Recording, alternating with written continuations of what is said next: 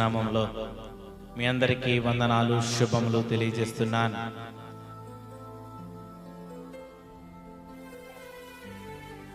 యూట్యూబ్లో చూస్తున్న మా ప్రియ సహోదరి సహోదరులారా, దేవుని కృపను బట్టి, దేవుని ప్రేమను బట్టి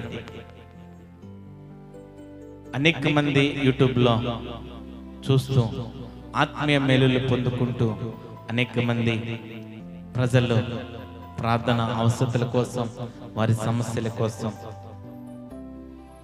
ప్రార్థనలు చేయించుకుంటూ భారము కలిగి దేవుడు మీ మాటలను, మీ వాక్యముల ద్వారా, మీ పాటల ద్వారా మమ్మల్ని ఆదరిస్తున్నాడు. ఆత్మీయమైన పాటలు, ఆ దేవుని వాక్కును బట్టి మా జీవితాల్లో దేవుడు నూతన క్రియలను, నూతన కార్యాలను చేస్తున్నాడు. అనేక మంది ఫోన్ చేసి సాక్ష్యములు చెప్తున్నారు. వారందరిని బట్టి దేవుని నామాన్ని, దేవుణ్ణి స్తుతిస్తున్నాను, దేవుణ్ణి ఘనపరుస్తున్నాను. ఎందుకంటే ఎవరైతే దేవుని వాక్యము ద్వారా, దేవుని ఆత్మీయమైన పాటల ద్వారా వారి హృదయంలో మార్పు కలుగుతుందో, దేవుడు ఆ విన్న వాక్యాన్ని బట్టి దేవుడు వారి జీవితంలో గొప్ప మేలులు చేసే దేవుడు. ఈ దినమున ఇంకా యూట్యూబ్లో చూస్తున్న ప్రియ సహోదరులారా, సబ్స్క్రైబ్ చేసుకోండి, లైక్ చేయండి, షేర్ చేయండి.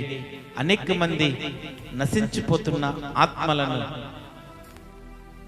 దేవుని వైపు నడిపించడానికి ఈ పరిచర్యలో మీరు పాల్గొందుటకు అనేక మందికి షేర్ చేయండి. దేవుడు మిమ్మలను, మీ కుటుంబములను దీవించునుగాక, ఆశీర్వదించునుగాక. కొద్ది నిమిషాలు మనం దేవుని వాక్యాన్ని మనం చూద్దాం. దేవుని వాక్యాన్ని బైబిల్ గ్రంథంలో నుండి కొద్ది నిమిషాలు మనం ధ్యానిద్దాం. Thank you Jesus.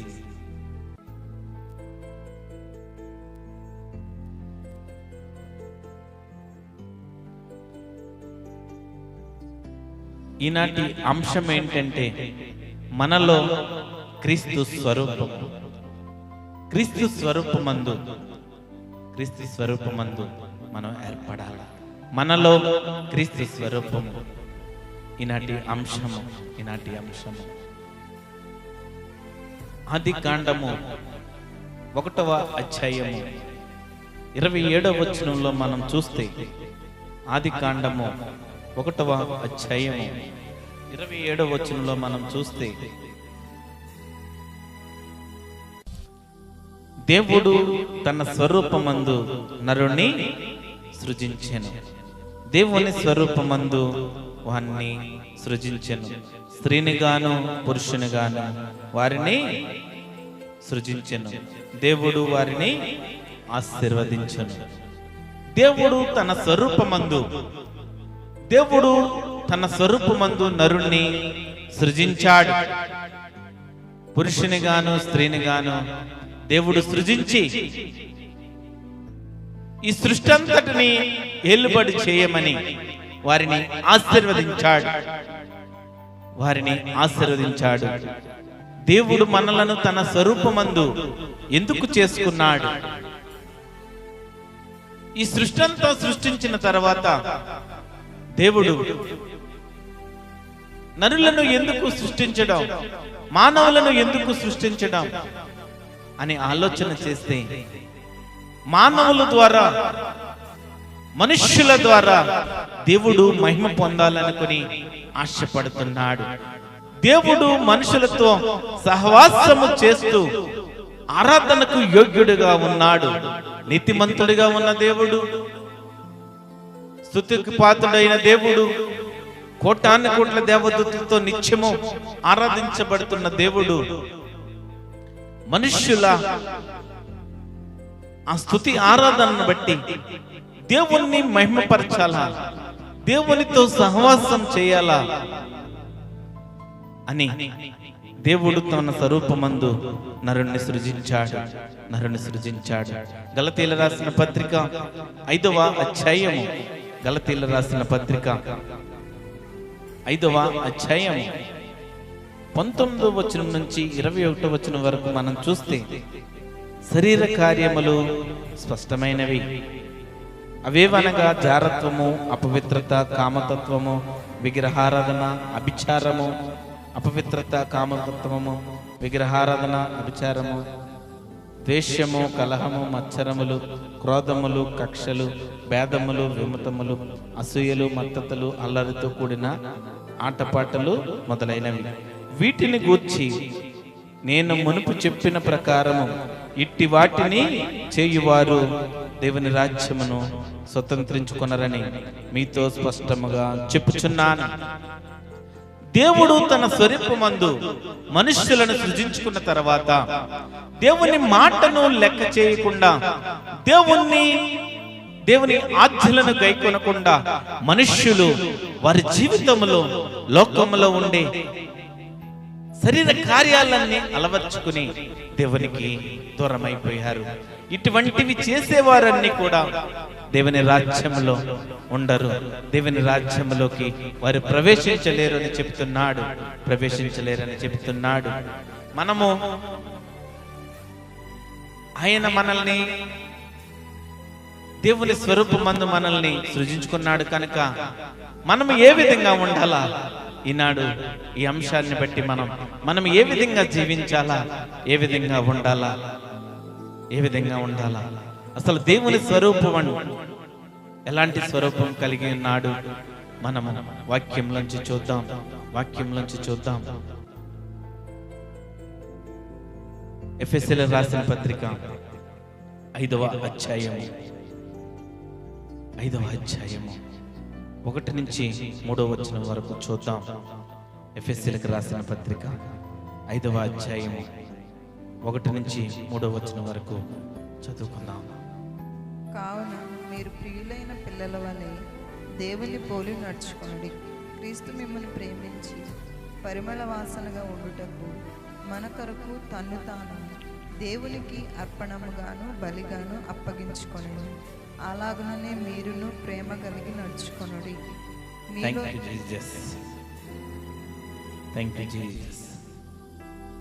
మనము ఏ విధంగా ఉండాలంటే ప్రియులైన పిల్లల వలె దేవుణ్ణి పోలి నడుచుకోవాలా. ప్రియులైన పిల్లలు, ఇష్టమైన కుమారులు, దేవునితో సహవాసము చేసే పిల్లలు, విశ్వాసులు, సహోదరులు ఏ విధంగా ఉండాలంటే ప్రియులైన పిల్లలు దేవుణ్ణి పోలి నడుచుకోవాలి. దేవుడు ఈ లోకానికి ఒక మాదిరి ఉంచాడు. దేవుడు లోకమును ఎంతో ప్రేమించాడు. తన శత్రువులను ప్రేమించాడు, తన శత్రువులను క్షమించాడు, తన శ్రమల గుండా, ఇబ్బందుల గుండా నడిపించిన ప్రజలను క్షమించాడు. అటువంటి ప్రేమ గుణమున దేవుడు ప్రియులైన పిల్లల వలె దేవుణ్ణి పోలి నడుచుకోవాలి. క్రీస్తు మిమ్మల్ని ప్రేమించి పరిమళ వాసనగా ఉండుటకు మన కొరకు తన్ను తాను దేవునికి అర్పణముగాను బలిగాను అప్పగించుకొనెను. అలాగుననే మీరును ప్రేమ కలిగి నడుచుకోవాలా. ప్రేమతో పవిత్రముగా మనం నడుచుకోవాలా, పవిత్రముగా ఉండాలా, ప్రేమ కలిగి జీవించాలా. ఆ విధంగా మనం నడుచుకోవాలా. దుర్నీతి పరులకు దేవుని రాజ్యంలో చోటు లేదు. ఎవరైతే అపవిత్ర కార్యాలు చేస్తారో, చీకటి సంబంధమైన కార్యాలు చేస్తారో, దేవునికి వ్యతిరేకమైన ఆ పాపములో ఉంటారో, దేవుని ఆజ్ఞలను గైకొనకుండా ఆ పాప జీవితంలో ఉంటారో, అటువంటి వారికి దేవుని రాజ్యములో చోటు లేదు.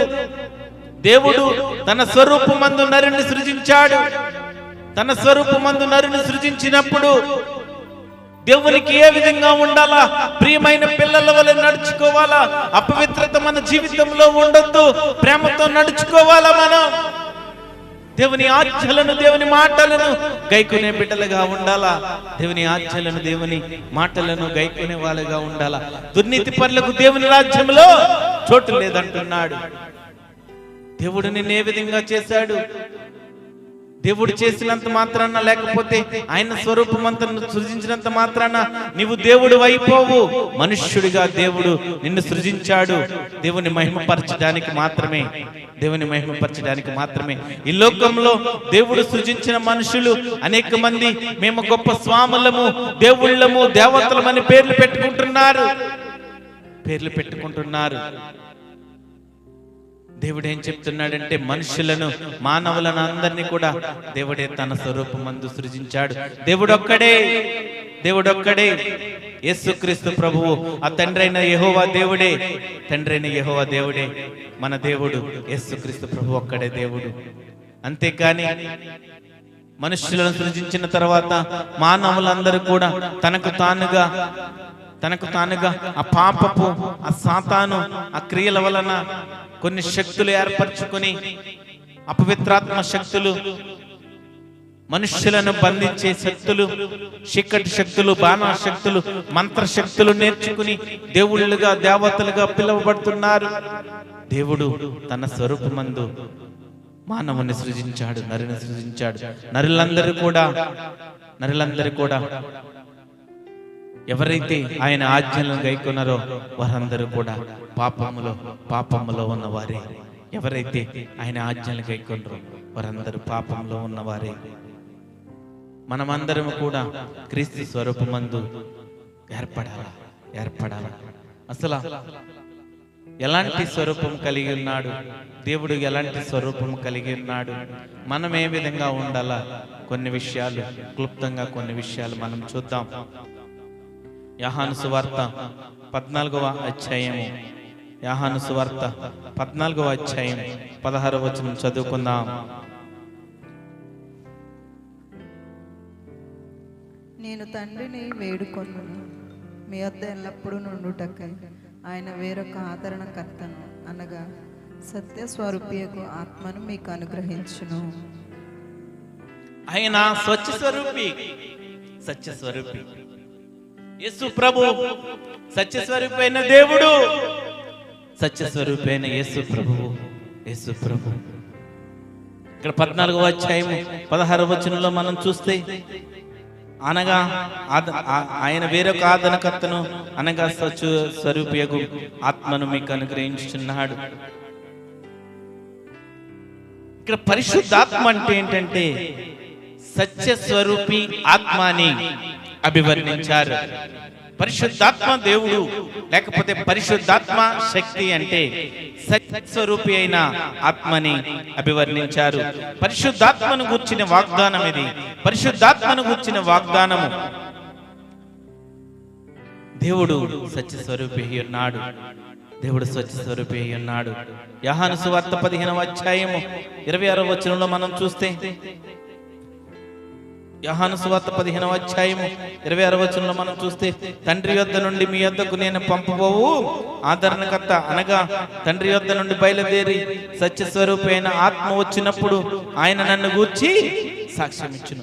సత్యస్వరూపమైన ఆత్మ అంటే పరిశుద్ధాత్మ శక్తి, పరిశుద్ధాత్మ. సత్యస్వరూపి అయిన దేవుడు అంటే, లేకపోతే ఆ సత్యస్వరూపి అయిన ఆత్మ అంటే పరిశుద్ధాత్మ శక్తిగా అభివర్ణించారు. పరిశుద్ధాత్మ దేవుని సాక్ష్యమేది, పరిశుద్ధాత్మని సాక్ష్యము. 16వ అధ్యాయము 13వ వచనంలో చూస్తే, అయితే ఆయన అనగా సత్యస్వరూపి అయిన ఆత్మ వచ్చినప్పుడు మిమ్మును సర్వసత్యములోనికి నడిపించును. ఈ లోకములో అనేక మంది ప్రజలు, దేవుని లెక్క చేయని ప్రజలు, విశ్వాసులు, దేవునిలో బాప్తిసం పొందిన ప్రజలు పరిశుద్ధాత్మ అను వరం పొందుకుని దానికి అనుగుణంగా దేవునిలో నిలబడలేని ప్రజలు, ఎప్పుడైతే పరిశుద్ధాత్మ శక్తి, పరిశుద్ధాత్మ వరము నీలోకి వస్తుందో అప్పుడు దేవునికి నువ్వు ఎంత ఇష్టముగా, ఎంత స్నేహముగా, ఎంత సహవాసం చేయాలంటే దేవునికి ఇష్టలుగా ఉండలేకపోతున్నాం. దేవునితో సహవాసం చేసే బిడ్డలుగా ఉండలేకపోతున్నాం. మనం పరిశుద్ధాత్మ శక్తిని అనుగ్రహిస్తున్నాడు. పరిశుద్ధాత్మ శక్తి మన మీదకి వచ్చినప్పుడు మరి సర్వసత్యంలోనికి నడిపిస్తానంటున్నాడు. సర్వసత్యంలోకి నడిపిస్తానంట. అసలు సత్యమైన వాక్యం ఏంటో, ఆ సత్యమైన దేవుడు ఎవరో గ్రహించలేని భక్తులుగా వ్యక్తులుగా మనం ఉన్నాం. వ్యక్తులుగా మనం ఉన్నాం. ఈ ఆత్మ యేసు క్రీస్తు ఆత్మ. యేసు సత్యము కనుక పరిశుద్ధాత్మకు ఆ పేరు వచ్చింది. యేసు క్రీస్తు దేవుడే సత్యమైన దేవుడు, సత్యమైన దేవుడు, సత్యమైన దేవుడు. యోహాను సువార్త 4వ అధ్యాయము 24వ వచనంలో చూస్తే, యోహాను సువార్త 4వ అధ్యాయము 24వ వచనంలో మనం చూస్తే, దేవుడు ఆత్మ గనుక ఆయనను ఆరాధించువారు ఆత్మతోనూ సత్యంతోనూ ఆరాధింపవలెనని. దేవుడు ఆత్మ, దేవుడు ఆత్మ గనుక, దేవుడు ఆత్మ గనుక ఆయన ఆరాధించేవారు ఆత్మతోనూ సత్యముతోనూ ఆరాధించాలా, ఆరాధించాలా. ఆ పరిశుద్ధాత్మ దేవుణ్ణి, ఆ పరిశుద్ధాత్మ శక్తిని మనం అనుభవించాలా. ఆ పరిశుద్ధాత్మ దేవుని శక్తి మనం అనుభవించాలా. ఆత్మతో ఆరాధించాలా, ఆత్మతో సత్యముతో ఆరాధించాలి. ఆ సత్యమైన దేవుడు ఎవరైనా ఉన్నారా ఈ లోకంలో? ఆయన మాత్రమే సత్యమైన దేవుడు. ఆయన ఆత్మతోనూ సత్యముతోనూ ఆరాధించాలి, సత్యముతోనూ ఆరాధించాలా, సత్యముతోనూ ఆయన్ని ఆరాధించాలా. ఆ సత్య స్వరూపి అయిన యేసు ప్రభువు, ఆయనకి ఎలాంటి స్వభావం ఉందంటే, ఎలాంటి స్వరూపం కలిగి ఉన్నాడంటే, సత్య స్వరూపి అయిన యేసు ప్రభువు మనలో కూడా సత్యము కలిగి ఉండాలా, మనలో అసత్యము కలిగి ఉండాలా. కొరింథీయులకు రాసిన రెండో పత్రిక, కొరింథీయులకు రాసిన రెండో పత్రిక 11వ అధ్యాయము 10వ వచనంలో మనం చూస్తే, 11వ అధ్యాయం 10వ వచనం, క్రీస్తు సత్యము నా యందు ఉండుట వలన అక్కయ ప్రాంతముల యందు నేను ఇలాగూ అతిశయపడకుండా నన్ను ఆటంకపరచుటకు ఎవరి తరము కాదు. క్రీస్తు సత్యము, క్రీస్తు సత్యము నా యందు ఉండుట వలన అక్కయ ప్రాంతముల మందు నేను ఇలాగూ అతిశయపడకుండా నన్ను ఆటంకపరచుటకు ఎవరి తరము కాదు. క్రీస్తు సత్యము మన యందు ఉండాలా. మొట్టమొదటిది క్రీస్తు సత్యము మన యందు ఉండాలా.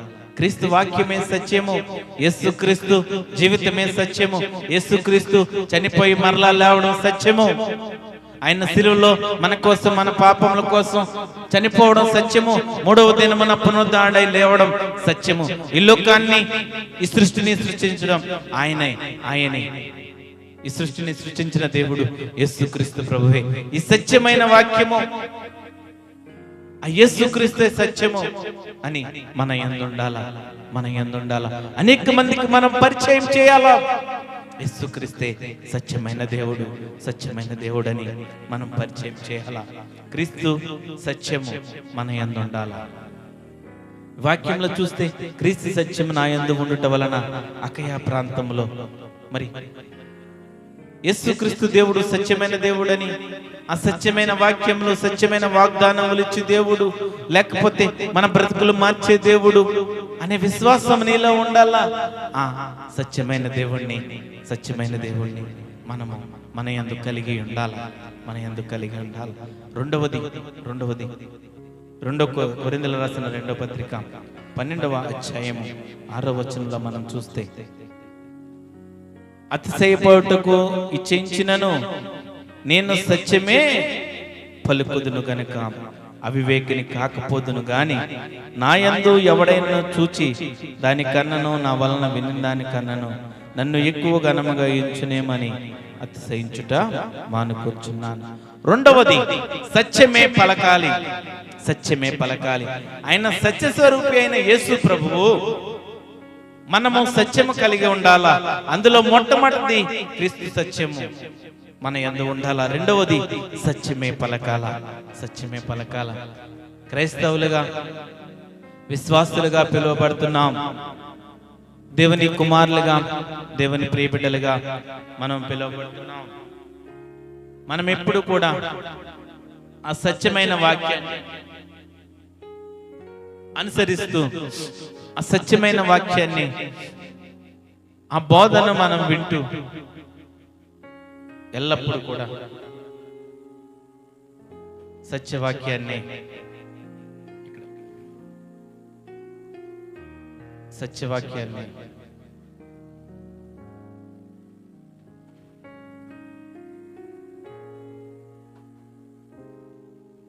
Thank you Jesus. ఆ సత్యవాక్యమే మనం బోధించాలా, సత్యమే పలకాల, ఎల్లప్పుడూ కూడా సత్యమే పలకాల, మనం సత్యమే పలకాల.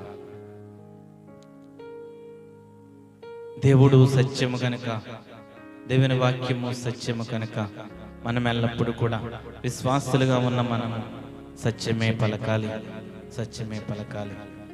మూడవదిగా పేతురు రాసిన మొదటి పత్రిక 1వ అధ్యాయము, పేతురు రాసిన మొదటి పత్రిక 1వ అధ్యాయము 22వ వచనంలో మనం చూస్తే, పేతురు రాసిన మీరు క్షయబీజం నుండి కాక శాశ్వతమగు జీవము గల దేవుని వాక్య మూలముగా అక్షయ బీజం నుండి పుట్టింపబడిన వారు గనుక నిష్కపటమైన సహోదర ప్రేమ కలుగునట్టు మీరు సత్యమునకు విధేయులవుట చేత మీ మనస్సులను పరుచుకొనిన వారై ఉండి ఒకరినొకడు హృదయపూర్వకముగాను మిక్కటముగాను ప్రేమించుడి. సత్యమునకు విధేయులై ఉండాల, మనం సత్యమునకు విధేయులై ఉండాల. మీరు సత్యమునకు విధేయులవుట చేత మీ మనస్సులను పవిత్రపరచుకునే వారయ్యుండి, మన మనస్సులు మన శరీరాలు ఎప్పుడు కూడా పవిత్రముగా ఉంచుకోవాలా. పవిత్రముగా ఉంచుకొని ఒకరినొకడు హృదయపూర్వకంగా మిక్కటముగా ప్రేమించుకోవాలా, ప్రేమించాలా. సత్యమునకు విధేయులై ఉండాలి. ఎవరు వచ్చారు?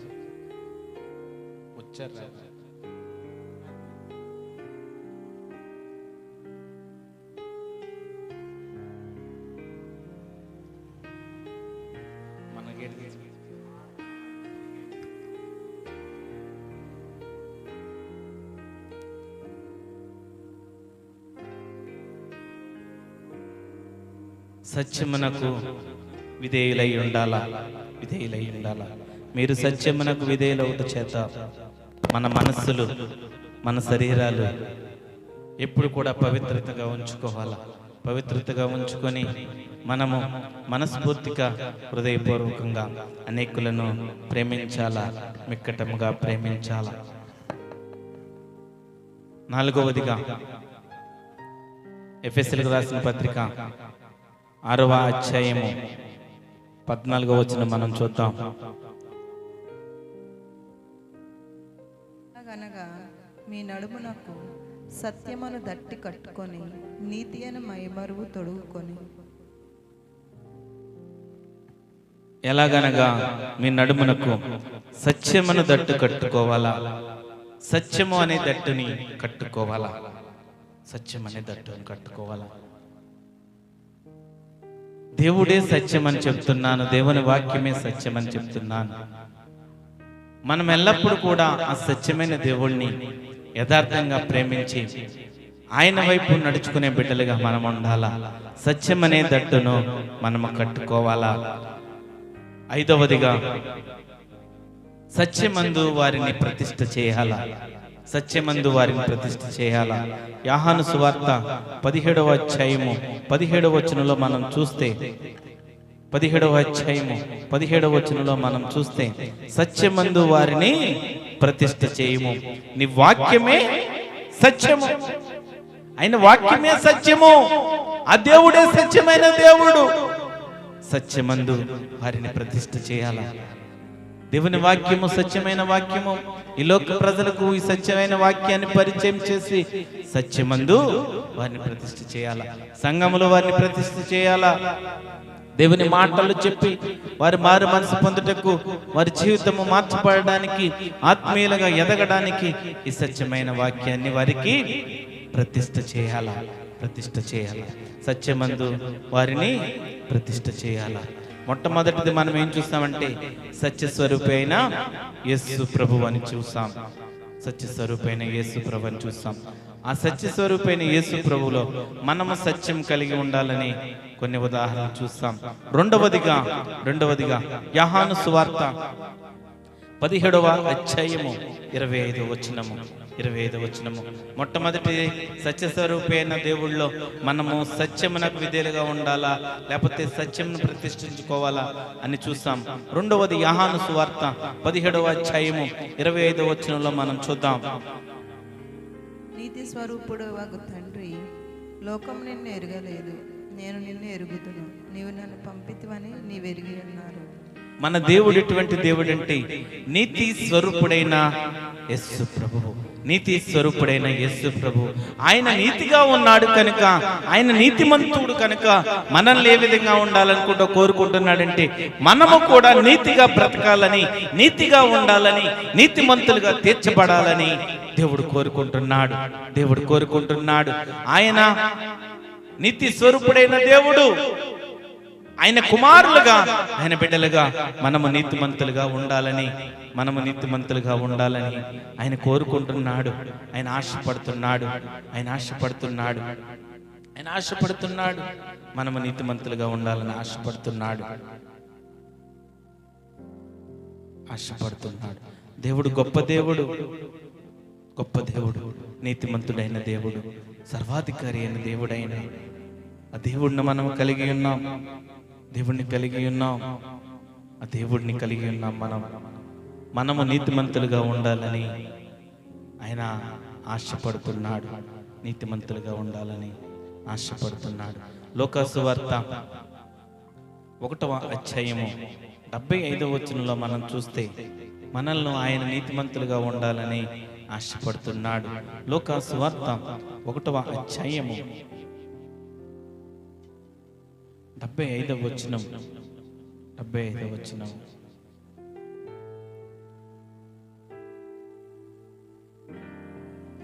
వచనంలో క్రింది వచనంలో పరిశుద్ధముగాను నీతిగాను ఆయనను సేవింపను అనుగ్రహించుటకును ఈ రక్షణ కలుగజేసాను. ఆయన సన్నిధిని పరిశుద్ధముగాను నీతిగాను ఆయనను సేవింపను అనుగ్రహించుటకు ఈ రక్షణ కలుగజేసాను. నీతిగా ఆయనను సేవించాలి.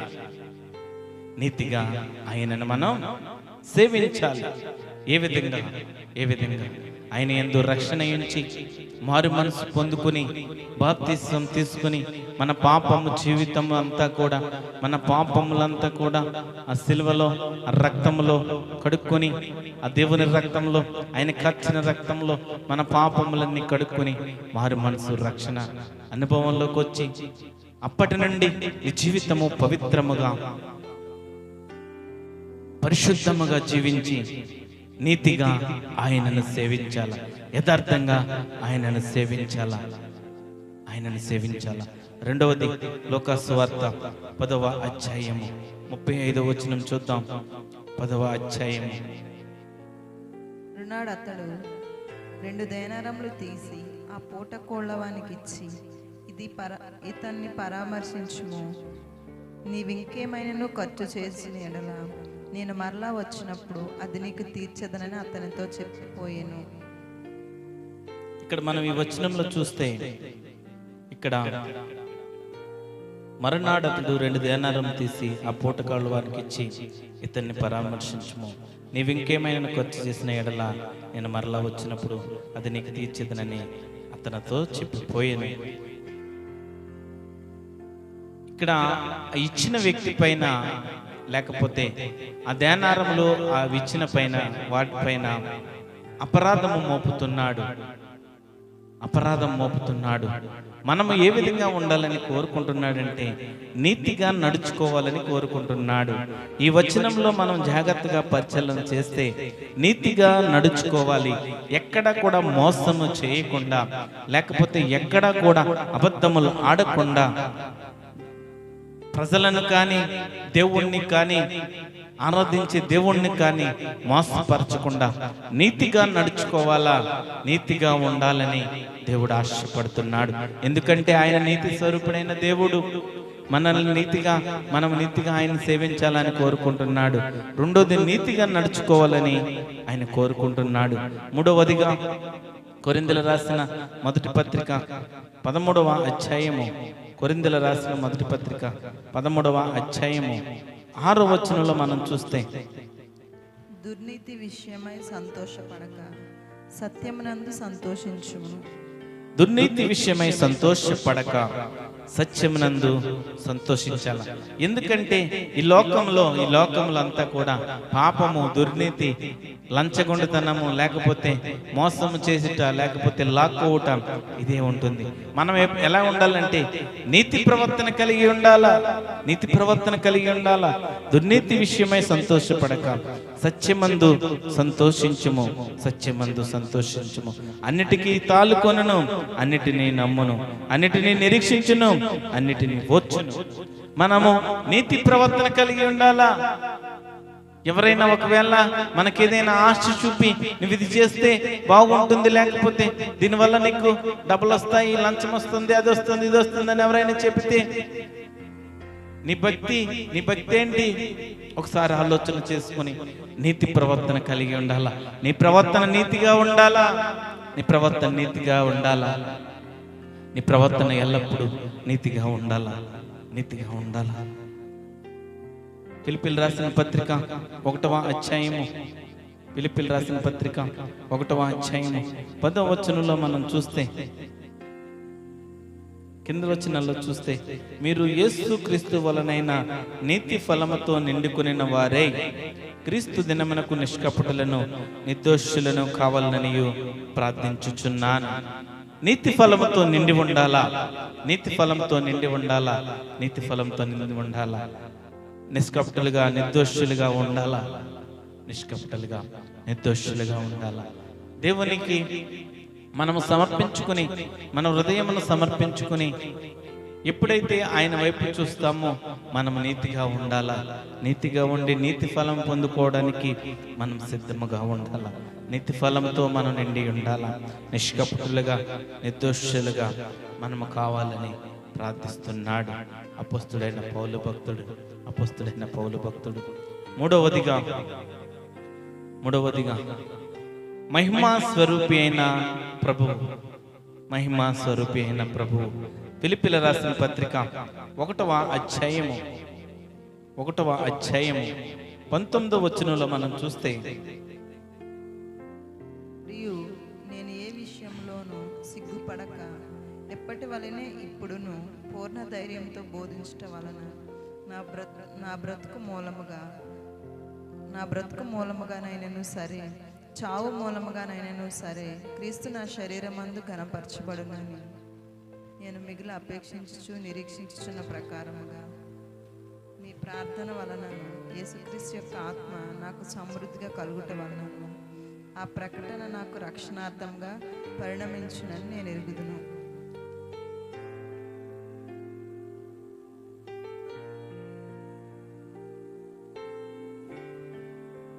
ఫిలిప్పీయులు రాసిన పత్రిక 1వ అధ్యాయం 19వ వచనంలో మనం చూస్తే, మరియు నేను ఏ విషయంలోనూ సిగ్గుపడక ఎప్పటి వలెను ఇప్పుడు పూర్ణ ధైర్యంతో బోధించుట వలన నా బ్రతుకు మూలమునైనను సరే, సావు మూలముగానైనా సరే, క్రీస్తు నా శరీరమందు కనపరచబడునని, క్రీస్తు నా శరీరమందు కనపరచబడునని.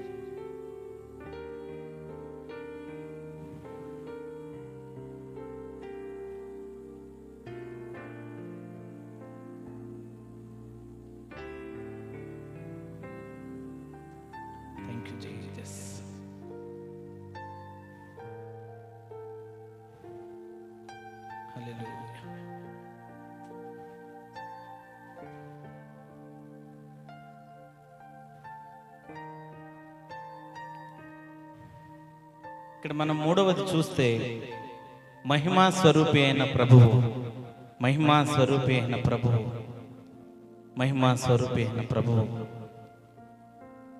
ఆయన మహిమా స్వరూపుడిగా ఉన్నాడు కనుక మనము ఆయనని మహిమపరచాలని ఆయన ఆశపడుతున్నాడు. మహిమా స్వరూపి అయిన ప్రభువుగా ఆయన ఉన్నాడు కనుక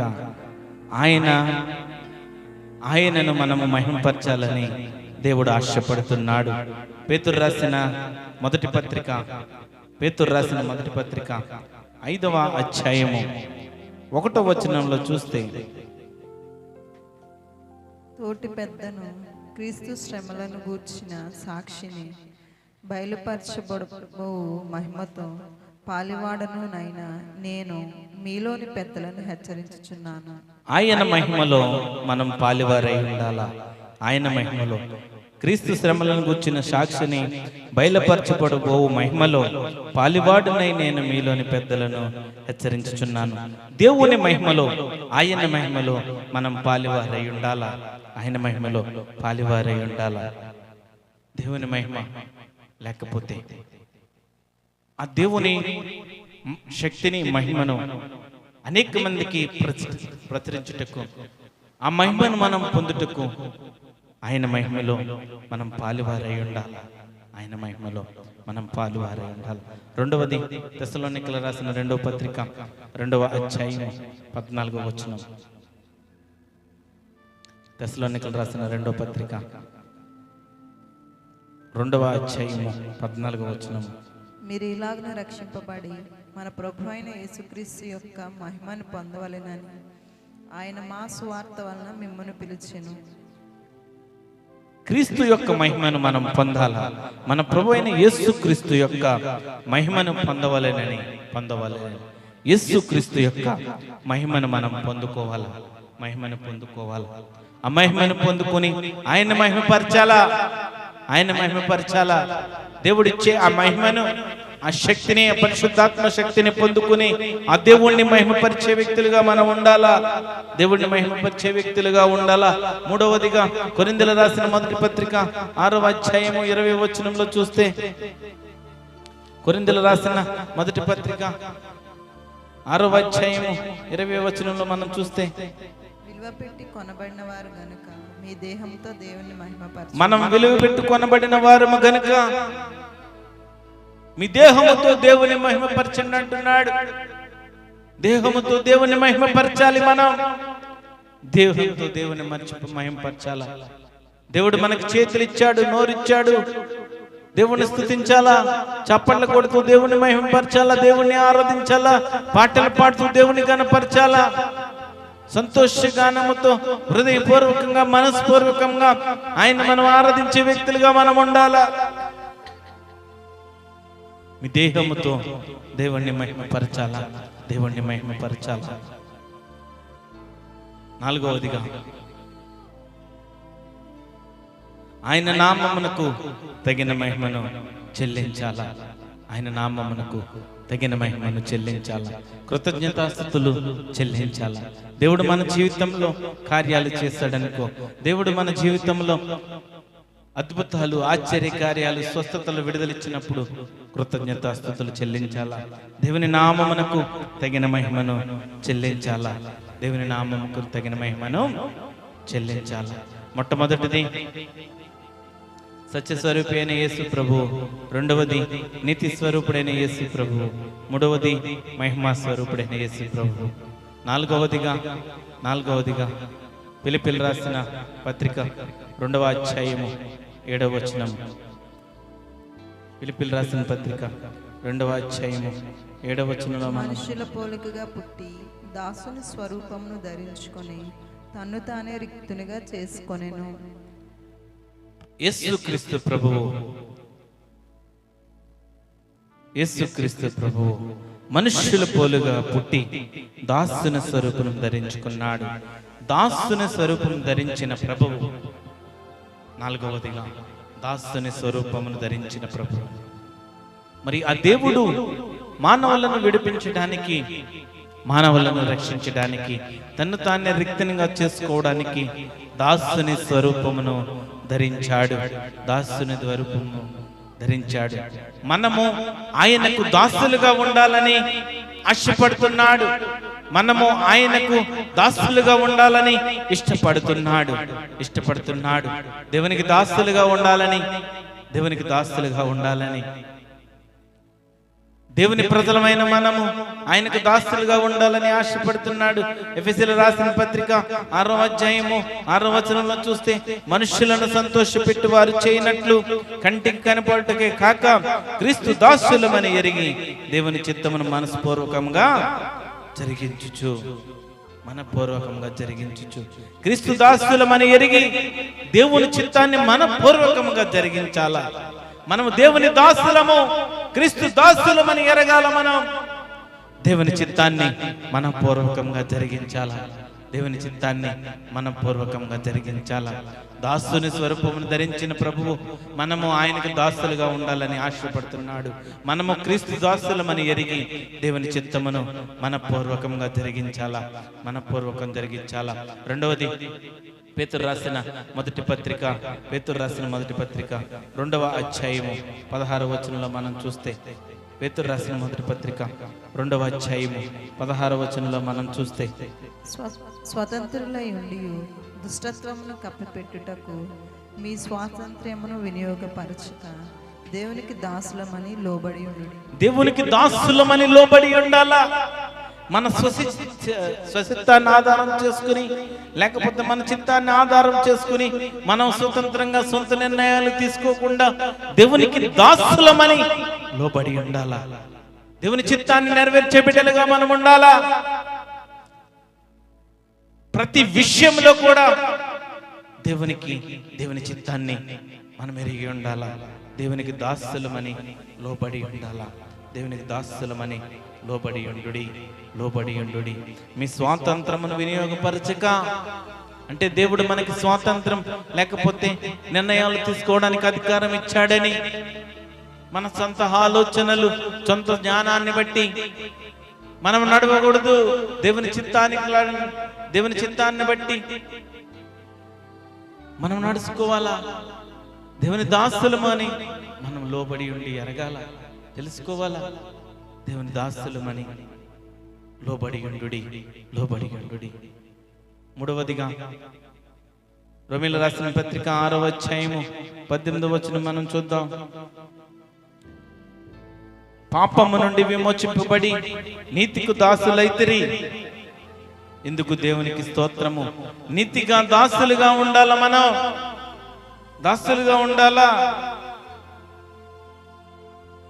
18వ వచనంలో చూస్తే పాపము నుండి విమోచింపబడ్డాం, మనం నీతికి దాసులమైతిమి. ఇందుకు దేవునికి స్తోత్రము. నీతిగా దాసులుగా ఉండాలా. దేవునికి దాసులుగా ఉండాలా.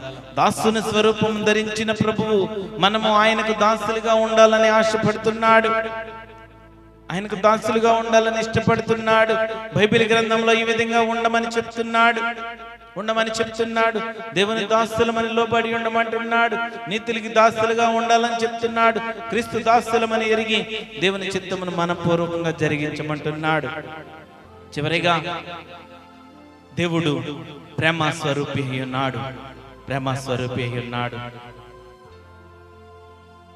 యోహాను రాసిన మొదటి పత్రిక 4వ అధ్యాయము 8వ వచనంలో మనం చూస్తే,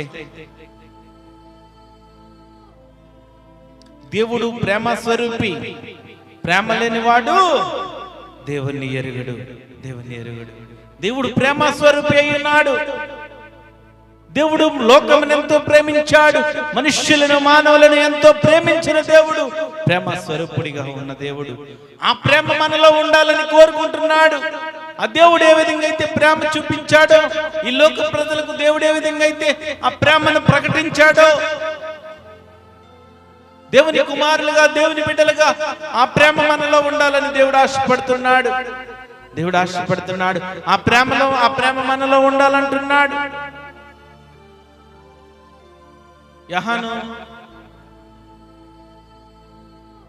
యోహాను రాసిన మొదటి పత్రిక 5వ అధ్యాయం 3వ వచనంలో మనం చూస్తే, మనం ఆయన ఆజ్ఞలను గైకొనుటయే దేవుణ్ణి ప్రేమించుట. ప్రభువు ఆజ్ఞను గైకొని ఆయనను ప్రేమించాలి. దేవుడు ప్రేమ స్వరూపి ఉన్నాడు. ప్రభువు ఆజ్ఞలు గైకొని మనం ఆయనను ప్రేమించాలా. ఆయన ఏ విధంగా అయితే ప్రేమిస్తామో అదే ప్రేమ ఈ లోక ప్రజలకు చూపించి దేవుని వైపుకు నడిపించాలా. ప్రభువు ఆజ్ఞను గైకొని ఆయనను మనం ప్రేమించాలా. రెండవది తిమోతి రాసిన మొదటి పత్రిక 2వ అధ్యాయము 15వ వచనం మనం చదువుకుందాం. తిమోతి రాసిన మొదటి పత్రిక 2వ అధ్యాయము 15వ వచనం.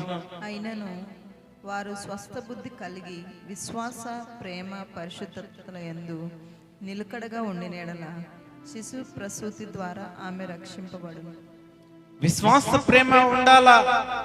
విశ్వాస ప్రేమ అయినను వారి స్వస్థ బుద్ధి కలిగి విశ్వాస ప్రేమ పరిశుద్ధులందు నిలకడగా ఉండిన ఎడల. మరి విశ్వాస ప్రేమ ఉండాలా. విశ్వాస ప్రేమ ఉండాలా. మూడవదిగా సహోదర ప్రేమ ఉండాలా. ఎబ్రిల్ రాసిన పత్రిక 13వ అధ్యాయం 1వ వచనంలో సహోదర ప్రేమ కలిగి ఉండాలా. సహోదర ప్రేమ, సహోదరులను ప్రేమించే వ్యక్తులుగా ఉండాలా. సహోదర ప్రేమ ఉండాలా.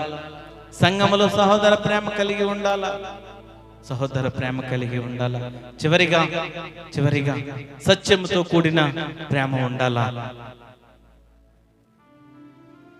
యోహాను రాసిన మొదటి పత్రిక 3వ అధ్యాయం 18వ వచనంలో సత్యముతో కూడిన ప్రేమ ఉండాలా.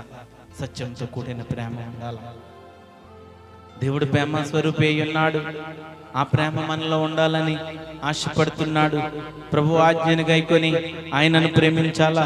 విశ్వాస ప్రేమ కలిగి ఉండాలా. సహోదర ప్రేమ కలిగి ఉండాలా. సత్యంతో కూడిన ప్రేమ ఉండాలా. క్రీస్తు స్వరూపమందు, దేవుని స్వరూపమందు మనల్ని సృజించాడు. మనలో ఆ క్రీస్తు స్వరూపం ఉంది. మనలో ఆ క్రీస్తు స్వరూపం ఉంది. ఆయన ఎలాంటి స్వరూపం కలిగి ఉన్నాడో మనం చూసాం.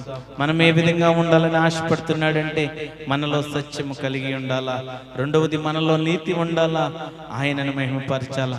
మనము ఆయనము దాసులుగా ఉండాలా. ఆ ప్రేమ మనలో ఉండాలా. ఎందుకంటే దేవుడు సత్యస్వరూపి. దేవుడు సత్యస్వరూపి, నీతి స్వరూపుడైన ప్రభువు, మహిమా స్వరూపుడైన ప్రభువు, దాసుని స్వరూపం ధరించిన ప్రభువు, ప్రేమ స్వరూపుడైన ప్రభువు. దేవుడు గొప్ప దేవుడు, గొప్ప దేవుడు. మనలను ఆయన పోలిక చొప్పున మనల్ని సృజించాడు. దేవుని తన స్వరూపమందు మనల్ని సృజించాడు కనుక మనలో క్రీస్తు స్వరూపం ఉంది. దేవుడు మనల్ని సృజించిన దేవుడు. ఆయన్ని మనం గణపరిచే బిడ్డలుగా ఉండాలా. ఆయన వైపు తిరిగే ప్రజలుగా ఉండాలా.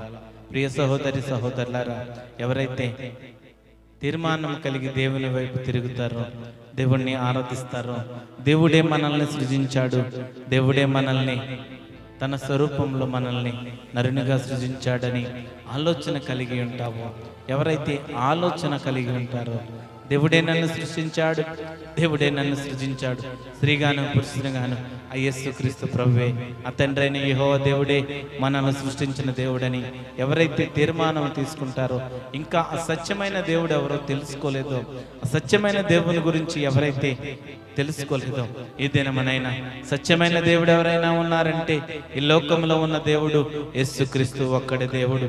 ఆయనే మనుష్యులను సృజించెను. ఆయన స్వరూపమందు మనుష్యులను సృజించాడు. మనుష్యులను సృజించాడు, నరునిగా సృజించాడు, స్త్రీగాను పురుషునిగాను సృజించాడు. దేవుడు గొప్ప దేవుడు. ఒక తీర్మానం కలిగి జీవించు, ఒక తీర్మానం కలిగి జీవించు. కృప కలిగిన దేవా, జీవము గల తండ్రి, నీ బంగారు పాదాలకు వెళ్ళని వందనాలు, స్తోత్రాలు. సర్వాధికారి అయిన దేవా, ఈ వాక్యం ద్వారా ఇంకా అనేక మంది రక్షింపబడ్డకు, నిజమైన దేవుడు సత్యమైన దేవుడు ఎవరో తెలుసుకుంటకు మీరే కృప చూపించండి, సహాయం చేయండి దేవా. నీకే వందనాలు, స్తోత్రాలు చెల్లిస్తూ దేవా, ఇంకా ఈ పరిచర్యను మీరు దీవించండి, ఆశీర్వదించండి.